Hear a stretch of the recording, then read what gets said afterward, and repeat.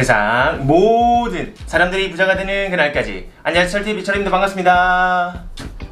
오늘은 긴급재난지원금에서 신청 방법이 어떻게 되고 신청 기간이 어떻게 되는지, 어떻게 수령해서 어떻게 사용하는지에 대해서 말씀을 드리도록 하겠습니다. 그 전에 잠깐 구독, 좋아요, 그리고 알람 설정까지 이제는 너무 다들 알고 계시죠? 꼭 좀 부탁드리도록 하겠습니다. 그럼 본격적으로 시작해보도록 하겠습니다.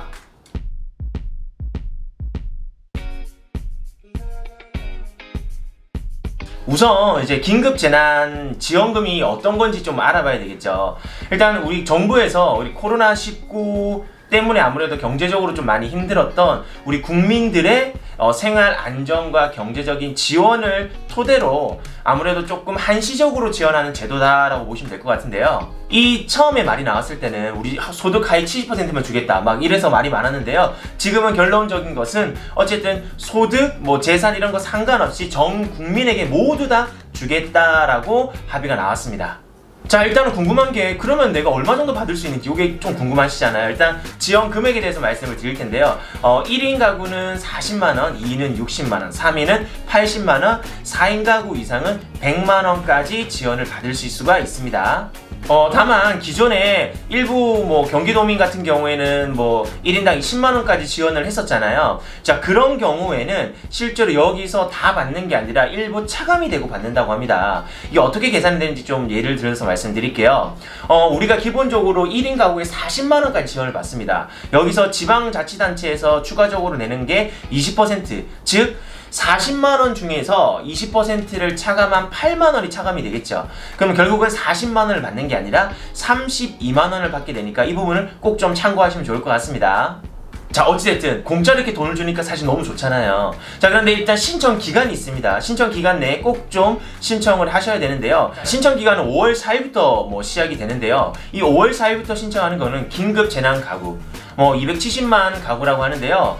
생계 급여를 받거나 아니면 기초연금을 수령하거나 장애인연금을 수령하는 경우에는 별도의 신청 상관없이 무조건 현금으로 지급을 한다고 합니다. 그리고 여기에 해당되지 않는 나머지 모든 국민, 저도 여기에 포함이 되는데요. 5월 11일부터 온라인 신청이 가능하고 5월 18일부터는 실제로 오프라인 신청이 가능하다고 합니다. 자, 우리 온라인, 오프라인 신청하는 날에 아무래도 사람들이 많이 몰리겠죠. 그러면 업무가 마비돼서 사실은 신청을 하지도 못하고 너무 업무에 대한 부분들이 너무 시간이 지체될 수밖에 없는데요. 그래서 우리 예전에 마스크 오브제 기억하시나요? 요일제로 해서 출생연도 끝자리가 0이냐 1이냐 2냐 3이냐에 따라서 월, 화, 수, 목, 금 나눠서 신청했던 거 기억하시나요? 자, 그렇게 월요일의 경우에는 1, 6, 그 다음에 화요일에는 2, 7, 수요일은 3, 8, 목요일은 4, 9, 그 다음에 금요일에는 5, 0 해서 신청 조회가 가능하고요. 주말, 토요일, 일요일, 공휴일에는 이런 제약이 없으니까 모두 조회가 가능하다고 하니까 이렇게 해서 한번 체크해 보시면 좋을 것 같습니다. 자, 그리고 11일 온라인으로 신청하는 사람들은 어떻게 신청이 가능하느냐? 카드사 홈페이지를 통해서 온라인 신청이 가능하다고 합니다. 이렇게 신청을 했다면 현금이 아니라 신용카드 또는 체크카드의 포인트 형태로 들어와서 내가 만약에 사용을 하게 되면 이 포인트 차감 형태로 사용이 가능하다고 합니다. 자, 이렇게 신청했다면 좋은 게 뭐냐면 이틀 뒤에 바로 들어오기 때문에 이틀 뒤부터는 바로 사용이 가능하다고 합니다. 자, 그리고 18일부터는 오프라인 신청이 가능합니다. 어디서 신청이 가능하냐? 지역 금고은행이나 지역 주민센터에서 신청이 가능하고요. 현금이나 카드 포인트로 받는 게 아니라 이 지역에서 쓸 수 있는 지역 문화 상품권 또는 지역 사랑 상품권 또는 선불 카드를 지급을 해서 이렇게 사용이 가능하다고 합니다.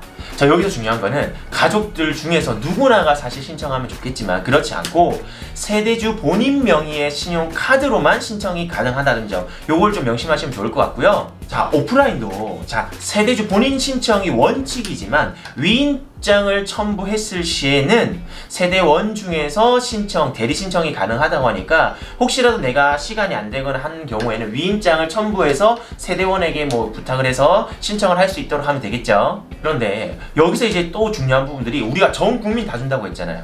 근데 고령의 어르신들이나 장애인들은 온라인으로 신청하기도 힘들고 직접 지자체에 방문을 해가지고 신청하기도 힘들 수도 있습니다. 자, 이런 경우에 지자체에 직접 전화를 하게 돼서 신청만 하게 되면 방문 서비스를 해서 신청까지 가능하다고 하니까 이런 부분들은 내가 직접적으로 온라인 못한다고 해서 내가 너무 걱정하지 마시고 전화로 신청하시면 될 것 같습니다.